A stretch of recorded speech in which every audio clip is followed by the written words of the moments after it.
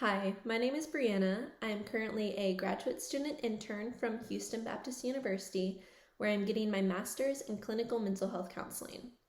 I specialize in adolescents and young adults struggling with anxiety, depression, self esteem and confidence, and adjustment to major life changes. My approach to therapy is that every client is unique, and there is no one treatment modality that fits all.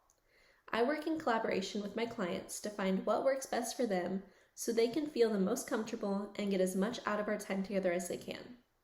Some of the approaches that I will integrate are cognitive behavioral therapy, dialectical behavioral therapy, person-centered, and strengths-based techniques. Starting therapy can be scary, but I will provide a safe, judgment-free environment for you to explore and work through your experiences, thoughts, emotions, and behaviors.